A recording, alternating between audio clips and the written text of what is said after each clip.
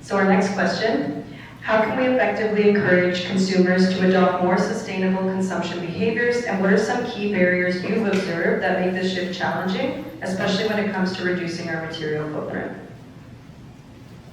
Thank you. First of all, I'm really excited to be on this panel. Both of you. For me, the thing that when I heard about this question beforehand, I do quite a lot of talks around the Library of Things, as you might imagine. It's so glaringly obvious. As soon as I speak to a lecture of, let's say, university students, they're asking questions like, oh, this is such an interesting business model. How does this work? Is this innovative? As soon as I talk to kids, I go to middle schools, they're like, you're just sharing, I don't care what's so special about this. And somewhere along that line, I think we all lose the ability to fundamentally think about business a little differently. And as soon as I talk to any kid, they're like, I don't get why this is a business. I just share things with my friends.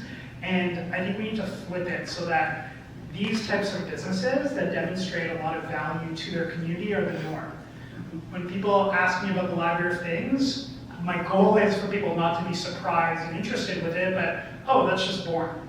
As soon as it's boring, as soon as it's the thing to do, that's what I strive for. I think each of us has an obligation to try and see how we can seed that in our own lives. We each have a lot of power in who we interact with in your own family, community, school, whatever it is, to say, you know what, let's not go hang out at the mall, let's go do these other things that have a more socially and environmentally responsible opportunity that support our community more. So I think if we kind of flip that and challenge each other and businesses around us to do that, it becomes more of a norm.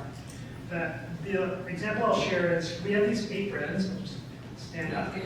So we have these aprons that we have for the Library of Things, and all of the employees at our library wear this day to day when they are in our library. And when we were trying to think of creating a uniform for our library, we were going to get t-shirts for everyone, and we started having a discussion around, okay, well, we want to be size inclusive, so how many types of shirts are we going to get in different sizes? How are we going to wash them? Are people expected to wash them, or are we going to keep them? And then we were like, well, why are we having this conversation? We should just create aprons that it aligns with the branding of our Library of Things in terms of a maker culture, and reduces the need for like washing it as frequently and having as many of them. And for people with disabilities, it's much easier to put on, let's say if you're in a wheelchair. And so there's simple things that you can do as an organization that have a profound benefit. And I'm the first one to email every business that I interact with to say, like, have you considered X, Y, Z? I'm not trying to say you need to change your whole business, but small practical things that as consumers, you have a lot of power to shift spending behavior and habits that I encourage you all to do if you're not doing already, to challenge those businesses that you do interact with to be even more sustainable. First of all, thank you so much for sharing as well as showing off your wonderful aprons. I'm very inspired by that. Actually, it's such a unique concept as well. Like, I didn't think about the profound impact it can have on both washing your clothes, but also of sizing inclusivity with just having something as simple as paper that can go around your existing clothing. And it also keeps, I guess, a form of expression for themselves as well. If they want to wear something underneath that's more comfortable. Lovely. So moving back on the question, I'm really, really passionate about this in particular because, as a youth, I'm quite fearful for my future, as you can imagine. And I'm also being raised in an environment where social media is omnipresent, and things aren't as questioned as I hope they can be. So on social media now, it's become extremely trendy and also very normalized to buy the next lipstick, to follow this next trend, either whether that's aesthetic or not. It could be, a convenient home decor or aesthetic or pretty home decor, or a gadget for your kitchen, or just many different things that are so unnecessary that kind of go under the mask of improving one's quality of life. And I think it's all very superfluous, and it's harmful to see because even though it might be very fun, or these trends are very, you feel like a part of the community, engaging in them and seeing others online doing the same thing, you feel like you're part of the club, the tribe. It's just all very harmful, and those things are inevitably going to go to waste. So I think the way that we can change things is to have movements like I think it's called Underconsumption or something like that, like minimalism, and trying to reverse that image to break through all the images that we see online that go towards this hyper-consumerist culture. Just trying to shift that perspective and the paradigm will help others feel that that sort of a lifestyle is attainable and is inclusive as well. And as a person, as an individual, I try to reduce my spending habits as much as possible. So obviously buying things that I like can increase my own quality of life, but I always very harshly question an item in the store before I buy it. Does it give me a lot of joy? If the answer is no, and if I think I can get a better alternative somewhere else maybe, then I will pass it off and know that the opportunity will arise to get this item in a different format or to buy something more useful in the future. Thanks, Elaine. I actually really, I felt with your point about social media, how that's been influencing us. I know, I can't speak to everyone in the room, but I know that hey, if you have an event coming up Friday, you'll feel like you want to go to the mall and pick up a new outfit. Just little things like that, that's how we've been influenced. But I know that LiftOff, here at LiftOff, every entrepreneur that comes into the door, we try to help them see how they can shift their business and have a more sustainable lens. So we try to map them to not each, I would say at least one or two of the SDG goals, just to see okay, if you run a business where you sell treats, if you can package them in more sustainable packaging, just the smallest little details, that's what we really try to focus on here at LiftOff. So, yeah. Great answers, thank you. Mine was working. Okay, so how has, and I know you've all touched on this and the impact of what you do, are there any examples of how your work has impacted individuals on your community? And I know yours, but even just the simple, the apron, right? That impacts workers and people that come into your space. But how do you measure impact in terms of what you see in your individual roles? Sure, so our stats are always changing, so I just wanted to write a few things down before this talk. And when I was looking at what the impact that we've had, it's always such a gratifying sense to see, you can look at statistics, but what do they say beneath the surface? So we've employed quite a few people with disabilities in the Library of Things, and the goal is for them not to stay employed at the Library of Things long term, but to use it as a pathway for them to get and secure paid employment at other organizations. So one of the first times I chatted with one of the people who worked at the Library of Things, I asked them, hey, how's it going? And we got into a conversation, and they said something that really struck me, and every time I think about it, I actually get goosebumps. Even now, it's 5 years later. They said, Devin, you know what? I didn't know what it meant to get a paycheck because they never had paid employment before, and the idea of getting money and saving for something is never something that they even aspired to do. That impact, aside from the environment stuff, is definitely what kind of hits me and is something that I try to champion in our work and try to instill in others that there is a way to shape a business to be more inclusive or to be more sustainable. On the environmental side and the impact that, if you're looking at the hard data, we have just about 400 members who choose to be a member of our Library of Things. If you're wondering how we operate, essentially it's $50 a year membership to borrow any of the items for a week at a time. So let's say you have a renovation in your house that you're doing, you're tiling your bathroom, or you have a carpet that you need to clean and you want to borrow a carpet cleaner. In most cases, you're saving the first time you borrow. And we know that $50 can be inaccessible, so what we also have is a tiered model. So let's say $50 is inaccessible, you can choose to pay $100 and subsidize an entire membership for someone else, or pay $75 and half subsidize a membership. So we have many free or half subsidized memberships where members pay $0 or $25 to access over 700 items as part of our library. So in terms of trying to make sure that it's as accessible to people as possible, that's definitely the goal. When we were initially trying to launch the library, I was new to Kitchener at the time. I didn't have a lot of connections. I spent a lot of time trying to research where should it be located, what partnerships should we create with other businesses, and essentially we put out a call to the community over radio, social media, news, to say, we're having a donation party, bring us your gently used items. I remember calling my girlfriend at the time, the night before the donation party, and saying, I think I'm stupid, who is going to donate me anything without knowing who I am? The next day I woke up, and we had 350 items donated in 4 hours. It really felt like Christmas every time someone walked in the room with an item that, in fairness, sometimes I didn't even know what the item was, but I was like, we'll take it, and we'll figure it out. Now, about 33% of our members borrow the equivalent of $1,000 worth of items every year. So they're saving approximately like $950 every year that allows them to do constructive projects. So we have some members of the Library of Things who have filmed a movie because of our equipment, or some that have supported the homeless encampment because we have tons of items that can be used for camping, let's say.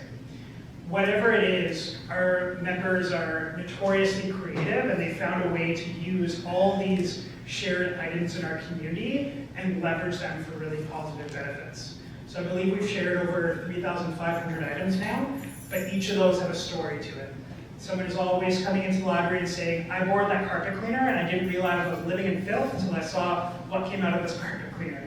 And each of them have a fun anecdote around it. So there's always tons of impact in the numbers, but what I really like to communicate is the story and the people behind it. I mean, just phenomenal. And I have something similar to share. So for Mism, as I mentioned earlier, one of the initiatives that we did last year, or this year, sorry, I'm thinking in terms of school years, but this year, in around April and the summertime, was a book and battery drive, where we worked with local schools in the Waterloo Region District School Board, and we recycled and upcycled books that families didn't want anymore, and we gave them off to schools in need, the local Woolwich guest house for Ukrainian refugees, and we also shared them at the Kitchener market to anyone who wanted these books, just to give them a second life.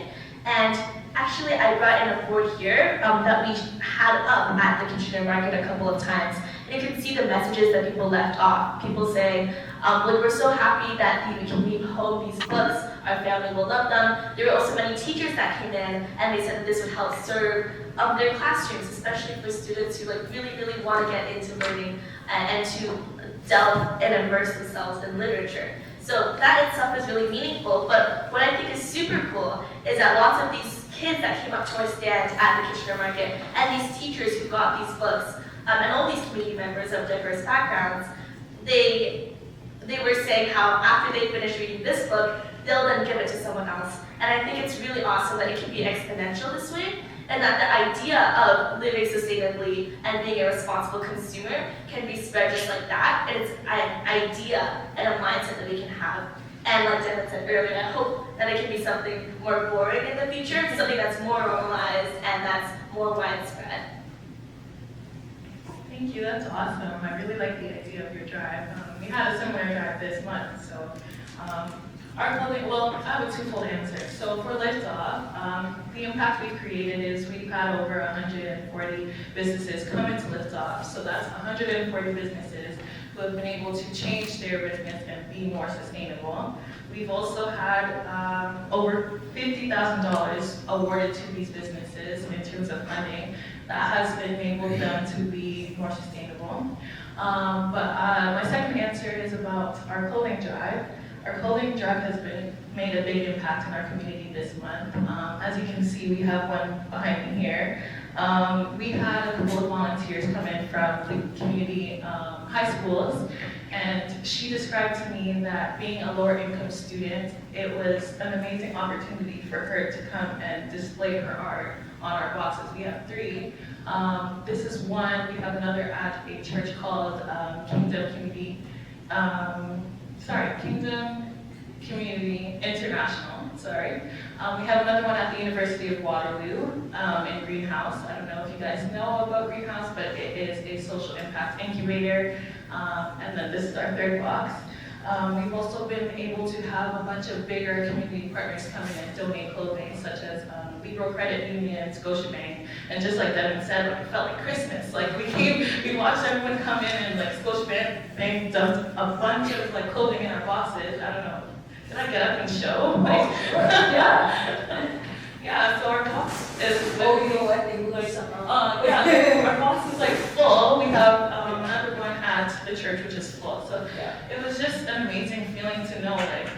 yeah, I might be a university student, but like I've touched the lives of like many people because of the clothing drive we've created this month. So, yeah. That's incredible. Thank you all and all amazing initiatives. So in a perfect world, what would you need to grow your business faster and have an even further impact and reach?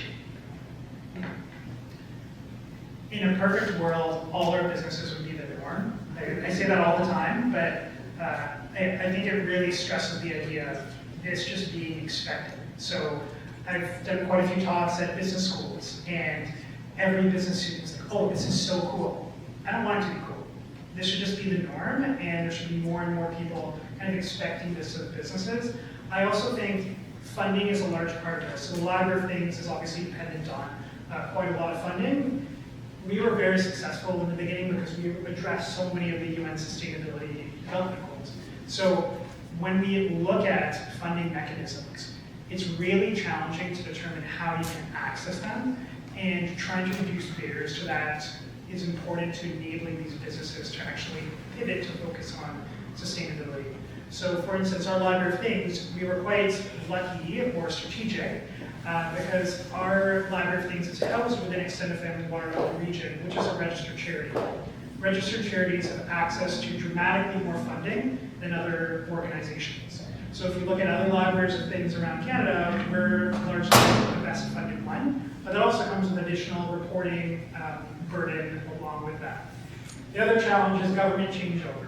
So as soon as one government comes in and another one is replaced, the priorities of each government change. And trying to adapt and speak the language and priorities of a new government is a really big challenge. So one thing that I always try to advocate for is around proportional representation in government that really speaks to the needs of our community and that you're in touch with. The last thing I'll say is, like a thing that's so pivotal is just knowing people in your community who can enable your success. I was born in Toronto. I came here for grad school and ended up starting the Library of Things while I was doing my master's. I did not know anyone in Kitchener Waterloo at the time, so I literally sat out with a sign saying, talk to me about a Library of Things, and asked people, where should this be located? What kind of items should we have? I figured out that if I go to the farmer's market in Kitchener on the weekend, most of the politicians used to swing through there because that's their constituency. That's how I met the mayor, that's how I met my city councillor, and that's how I forged a lot of connections. I think knowing people who are in strategic positions is so pivotal, and if you don't know who those are, creating your own network and being a champion of that and encouraging other people to do that as well. Okay, so for my answer, I think that there are a lot of things that my organization Mism can do to grow a lot and to have more impact, but I don't think we're necessarily limited. So I think it's just up to us to be proactive and to take those courses into action. So for instance, some of these things are getting more funding, so we can do more initiatives and we can incentivize more people to rally and be mobilized in these events as well.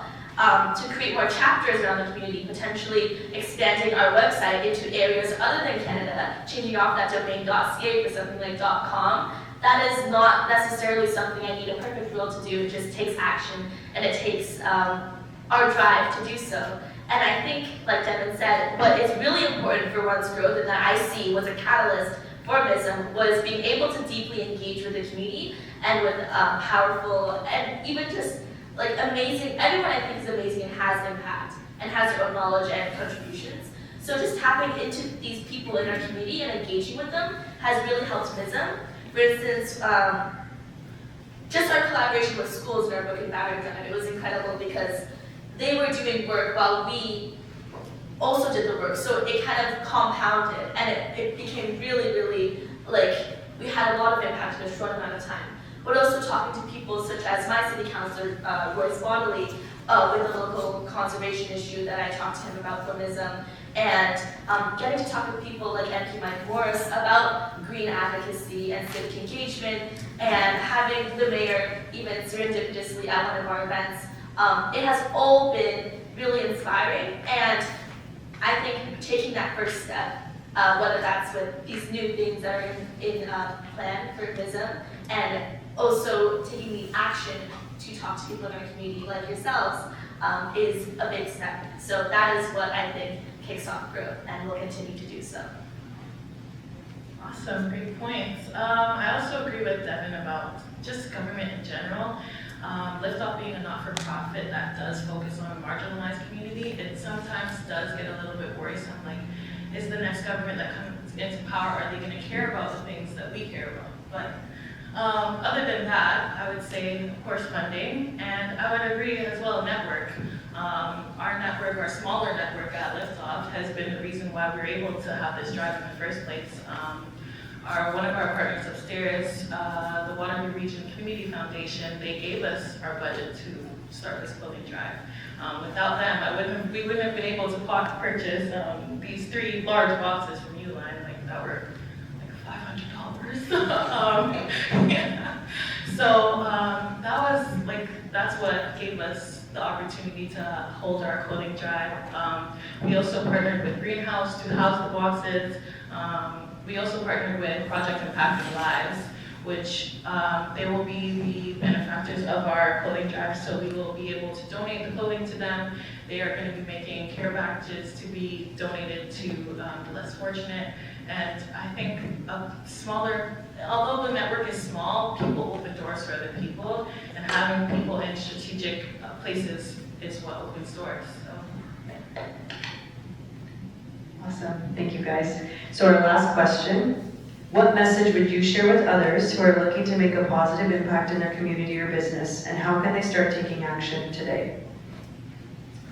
So whenever people meet me, they just are kind of floored that when they always say, you're so passionate, I just need to bottle this up and do something with it.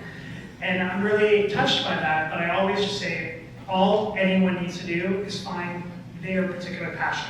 I'm passionate about 20 different things, and that's another problem. I always try and figure out, okay, how can we bottle all these different problems and collectively address them? Then find your particular passion. If it's environmental sustainability, if it's working with people with disabilities, if it's supporting the Black community, whatever it is, there's a passion that drew you here tonight. Find out what that is and write it down. It's really hard to articulate what you're passionate about until you're able to summarize it. Once you find your passion, find your people. That could be your family, it could be your friends, members of your community, it could be someone you just had coffee with and you think, you know what, we really hit it off. What if we collaborated and just started talking about this? You don't need to commit to starting a business together, you just need to talk about it more.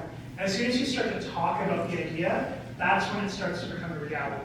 When we were starting the Library of Things, it started as a research project at Waterloo University. So my research project was, would a Library of Things be relevant for the Kitchener Waterloo context? Because it originally started in Germany. So I did a bunch of research about it. I interviewed other libraries around the world, and I really did that research within the first month. And then I thought, you know what, I'm just going to keep having these conversations with people and see where it goes. Eventually it led me to starting it, but the whole time it was just one conversation that led to another one. And I really think leading into, at the end of the day, this is just a conversation that you can scale repeatedly over and over. So once you've found your passion, you find your people, whoever that is. It could be within your network or trying to find a new one, just get to work. It's those 3 steps that I think enable success, and always go back to that passion that you have with your network. You can always expand it. I'm always working on things on the side. I was joking with a few of the organizers before, all of us wear 20 different hats, and we're all eager to support you. I'm always so fascinated by the work that I do because it's inherently collaborative. I've now visited, I think, 13 other libraries of things around the world. The first thing I do if I ever go on vacation is I Google, is there a library of things in this community? Which my wife will say is the strangest way to plan a vacation. But it's enabled so much collaboration because I'm able to see what is the Library of Things doing in Prague, which I visited. How can we learn from their success and how can we build our own community? Because we're collectively getting to work together. So find your passion, find your people, get to work. I love that. Just to preface my answer, does anyone here want to have a go at what they think Mism is, this name? for my organization? That's MISM.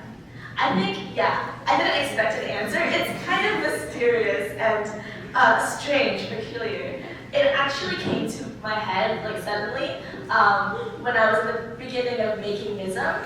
I had just learned in my grade 9 science class what mutualism meant, which is a symbiotic relationship between two animals. Hannah knows. Oh, Make it sustainable movement. make it sustainable movement. Oh, it's actually so good. It's not. But thank you so much for that answer, Jen. That might be your movement. But thank you for participating. It's like another hidden meaning within it. Yeah. Thank you. Yeah. And just to continue that, so I learned about symbiotic relationships in my science class, how like, you know, the bee and the butterfly, or no, the butterfly and the flower, or the bee and the flower, they help each other out. And I think similar to that, on our platform, both givers and receivers of items, secondhand free items, benefit from that act. And I think, so that's what the name is, mutualism. It's a short form of that word, mutualism, into Mism. And it's, I think, each action that we do embodies this principle of how giving back and doing good creates net good many times over and inspires even greater effects.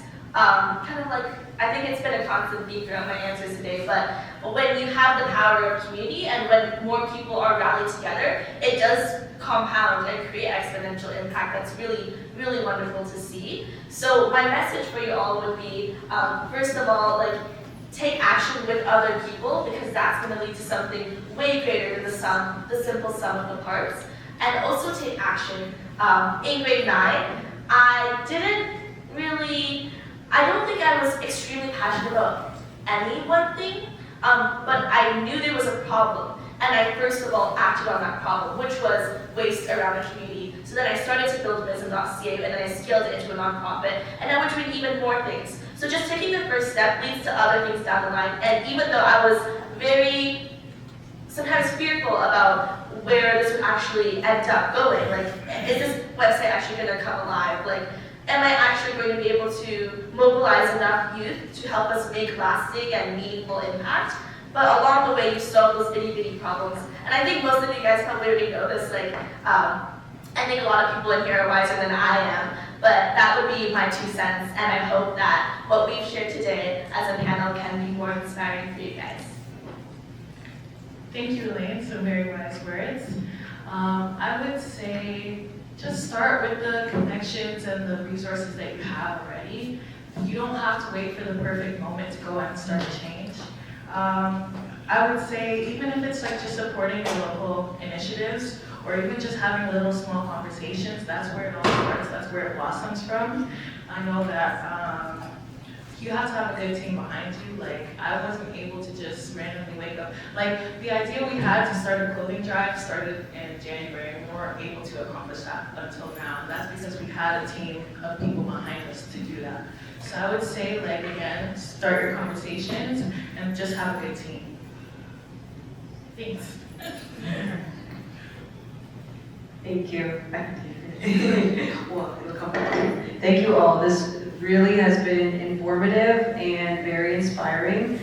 It's evident through all of you that, all 3 of you, that your work is very human-centered, and I think that's, you know, really incredible to have at the center of it all too.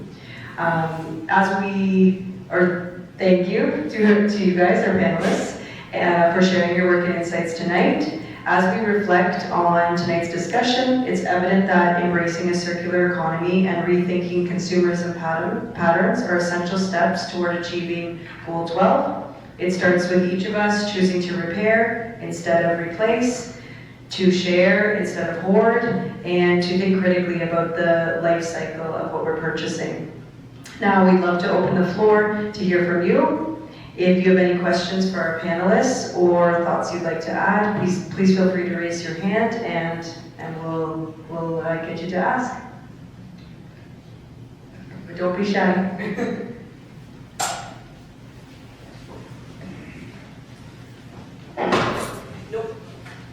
My name is Brendan Clancy. I'm here on behalf of Ashland Clancy. She's the MPP for Kitchener Center. She's with the Green Party. So everything that you talked about here tonight is in her DNA. She's in Toronto at the legislature this week, still sitting. But I certainly loved hearing from all three of you. You were excellent speakers, and love the things that you've pursued. I would just recommend, I saw a recent Netflix, it's called Buy Now, and it's an amazing documentary, and he'll be burning your application to Amazon very quickly. So it's something I think everybody should try and look at. It's called Buy Now, and it's on Netflix. Thank you. Anybody else? Come on, I know you guys have questions. Well, you just saying that, Brendan, I noticed, Kanika, you were nodding your head a lot. Yeah. What did you learn from the documentary that you found like beautiful? Did you watch it? I haven't watched it yet, but I haven't watched the documentary yet, but actually right before the talk, we had a blessing from the she's a part of the operation upstairs. She came in and talked about the documentary, and it's the same documentary that you just mentioned. I was like, wow, maybe it's a good documentary, maybe I should check it out. I just want to say, Ashlyn Clancy really has been pivotal for the Library of Things, and she is the council responsible for the area that the Library of Things works in. And I think when you have local representation that you know, that is engaged, that is focused on policy issues, it enables so much success. So I appreciate you being here and being able to have a pathway to communicate thoughts, challenges, opportunities to elected orders of government, if it's local, municipal, whatever it is. Thank you so much for being here today and sharing. It was really enjoyable to listen to. One question I had is, we're all here because we value sustainability, we buy into these concepts. What experience have you had with people who maybe aren't sold on it initially, and how have you convinced someone to repair versus buy new, or how do you get someone to share and not follow the social media trends and just go get a new outfit? Like how do we change those attitudes in people who don't buy into it already? Why now? Why now? That's very true. Yeah, I mean, this tags along with something that I mentioned earlier, and thank you for your wonderful question, by the way, about like social media trends and hyperconsumerism that is very, very, very normalized today. I think just as we become subsumed into those trends and like feel we really want to follow along, or we don't question our own potentially harmful behaviors, like buying things unnecessarily, like we can also make it very hot and very trendy to be on the opposite side of that, to be more minimalist and to have more regard for what you're buying and what you're creating, what sort of waste you're producing. So I think we can leverage those exact principles of creating a community and creating something that we seek and flip the script that way. I mean, it takes definitely lots of people and lots of time, but I love that I'm seeing more and more of that sort of content on social media that kind of washes away, at least on the algorithm, the complete other flip side, harmful side of that.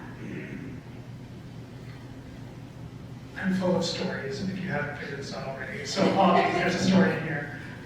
So when we were starting the library and I had this sign that says, "Talk to me about the Library of Things," I set it up at a CSA, a community-supported agriculture pickup, where you have a share of a farmer's yield and you go and pick it up every week. So I put up a sign there, "Talk to me about the Library of Things." The very first person that I talked to, I just asked them, what should be in this Library of Things? They talked to me for 10 minutes. At the end, they said, "Here's $10, go and make it a reality." And I was like, I'm a guy with a sign. I have nothing. Like, I don't know where to put this money. At first I was like, I can't take this. Like, I don't know what to do with this. And then there's a pretty strong indication that I was like, okay, well, I have to do this, and I have to do it fairly quickly. So I think once you create the motivation for people to see things differently, they get on board. There's always going to be a portion that don't see the value in it, but when you can break it down into something that is digestible and that they can find value in, there's so much opportunity there. So people might not be on board with like, you know what, this is going to save X amount of greenhouse gases. They're like, well, what does that matter to me? Well, this is actually going to save you a lot of money. When you can make the math, people get on board very quickly. And so speaking their language really enables reducing those barriers. And so I've talked about the library of things in many different places, to different levels of government, to different business owners. I've never ever felt that I'm selling the library. I'm not a salesperson. I am just communicating the value that we provide. When I switch it from being, when I think about it as not a sales pitch, but I'm just telling you what I'm doing, people are much more receptive because they're not as guarded that I'm trying to sell you to a membership. I don't care if you purchase a membership, but I care that you should know about this because it provides you value. So I think if you think about it in terms of the finances have to make sense for people to engage, especially in this world where everything is very expensive, and then provide that value, whatever it is. It could be you live in a cramped apartment, in the case of a lot of things, you might live in a cramped apartment and you don't have space for 20 different items. You can borrow it.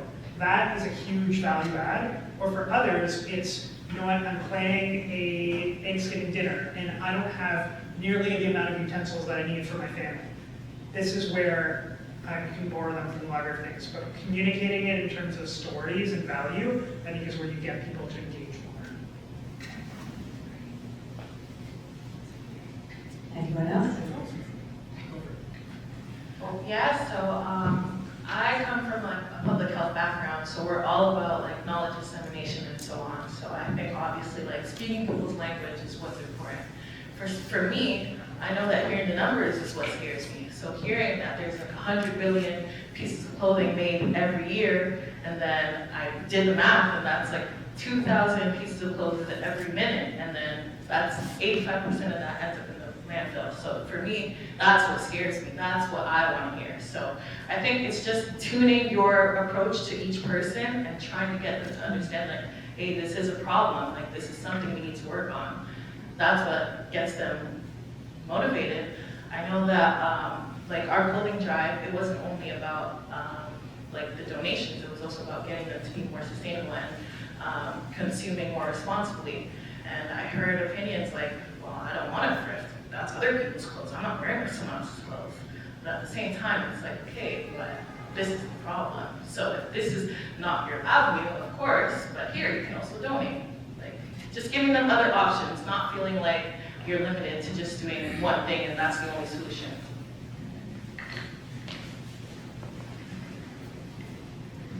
I don't have a question. Can I add on? The other way that you can get people on board is that they show them how beautiful the reused is. There's a business locally who she takes old clothes that might have gone to the swap, go into the clothing bin, but yet aren't good enough to be used again, and she cuts them up and makes it into something else. And the work she does is absolutely gorgeous. I take old items and I repaint them and sell them as something brand new, but they were something that would have gone to landfill that hadn't been being improved upon.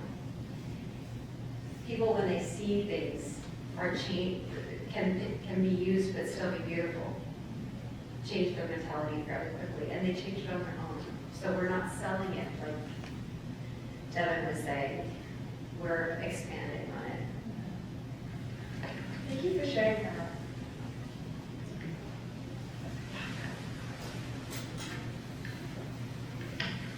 Just to build on that a little bit, what you had mentioned there, I'm a huge believer in that.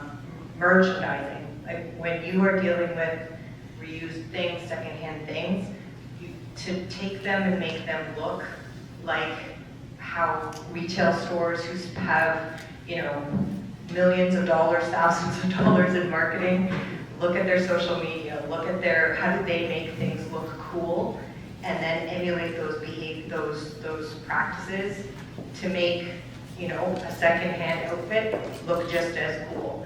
We lived in New York for a while, Manhattan, and we would visit Williamsburg, Brooklyn, and secondhand stores were the thing. Like that was the cool places to go to get your clothes.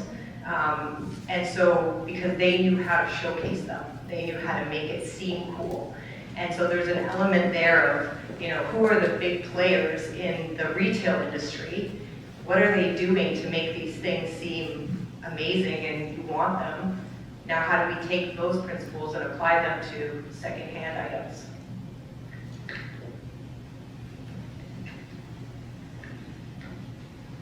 That's where vintage comes from. You Yeah. can't get vintage at the store right now. All right, thank you so much. Thank you everyone for your thoughtful questions and for engaging in such a meaningful discussion here tonight. A huge thank you once again to Devin, Elaine, and Kamika.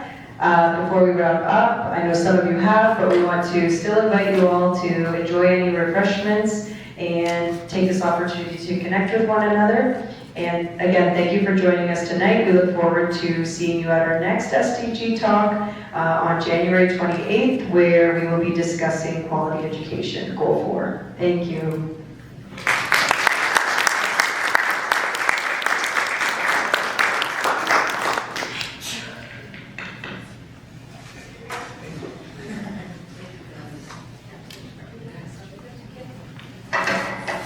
Nice.